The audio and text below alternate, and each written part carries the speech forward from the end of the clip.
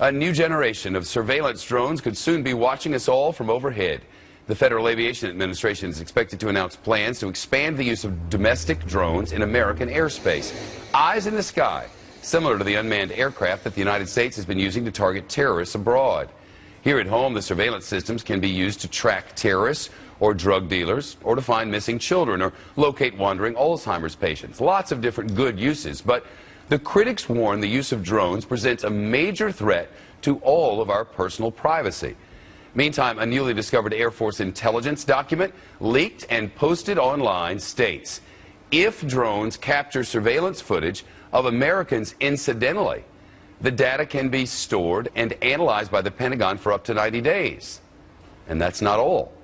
The Fox Report's chief correspondent Jonathan Hunt is with us. When are these drones likely to be flying, and how many of them might there be above our heads? Well, there's a growing number already, Shep, but according to the experts, and indeed the FAA itself, there could be as many as 30,000 of these kind of drones, 30,000 flying overhead within the next decade. Now, obviously, law enforcement agencies love these drones, and they say they'll be able to save lives in things like hostage situations or search and rescue operations. But obviously, the privacy concerns are huge, because they will in effect bring every single backyard in America into the authorities' view. You've always had an expectation of privacy in your own backyard. You will no longer have it with these there, and there is essentially no real legislation currently written to curtail where they can go, to limit what they can see. That's the obvious concern. The language on this document, Jonathan,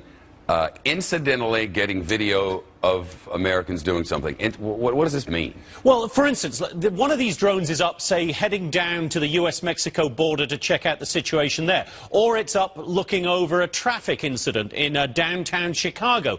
But if they're on their way flying to either of those incidents, they look down, it records in your backyard footage, say, of a whole bunch of bags of fertilizer and some tomato plants. You working on it? Are those really tomato plants? Are they marijuana plants? Are you getting that fertilizer for your garden, or are you getting it to make bombs? They then have a reason, they say, to keep that footage, analyze it for up to 90 days, and start looking into all manner of things that you may or may not have been doing. Is there going to be a new rule about everybody building an extra bedroom? Yes, you cannot build an extra bedroom. Well, I thought you were going to have to allow a member of the government to live in the house with you.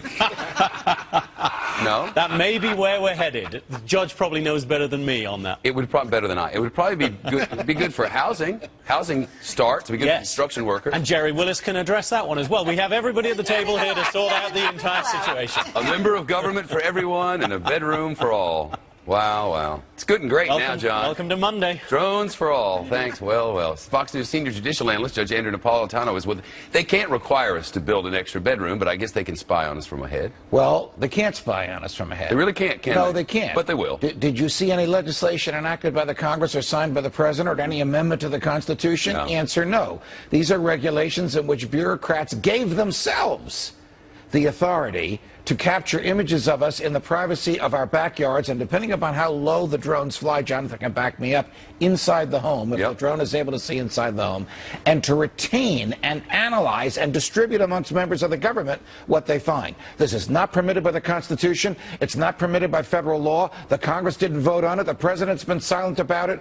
Bureaucrats did it on their own. And this has been the case forever, and I know from working local television 15, 20, longer than that ago, if you, as a citizen, have a reasonable expectation of privacy, for instance, your girlfriend is laying out by the pool in the backyard, and you have a 12-foot fence around your backyard.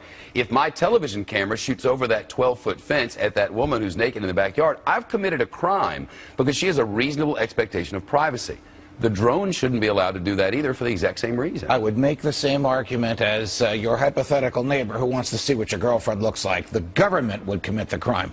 Shep, this is very serious. It's one thing for the government to do it. It's another thing for the Defense Department to do it. The Defense Department cannot engage in any activity in the United States of America without an executive order from the President that must be published. So if the President has authorized the Defense Department, Jonathan spoke about the Air Force, to fly drones over anybody's backyard and we don't know about it, then the President and the Air Force have violated numerous federal criminal statutes. But nobody seems to much care. Nobody seems to very much care. Why isn't the Congress up in arms? Same Congress that let the president bomb Libya is going to let his Air Force spy in our backyards, and like potted plants, they'll look the other way. And there'll never be any sort of retribution for this. There'll never be anything. That's just suddenly there'll be tens of thousands of drones up in the air watching what we do. Now, if you're not doing anything, you might say, I'm not doing anything, I don't care. Well, should we just throw out the whole Constitution? Should we just run by a new set of rules? What should we do? The Third Amendment, the Fourth Amendment, the Fifth Amendment, the Ninth Amendment were written to guarantee us the right to be left alone, meaning governments stay out of our face. We are living perfectly normal, lawful lives. We don't want you in our faces as we do it. Suddenly the government, silently from 30,000 feet above, is violating those amendments. It is quite a thing, and it's mighty quiet. Yes. Judge Napolitano, thank you. You're welcome.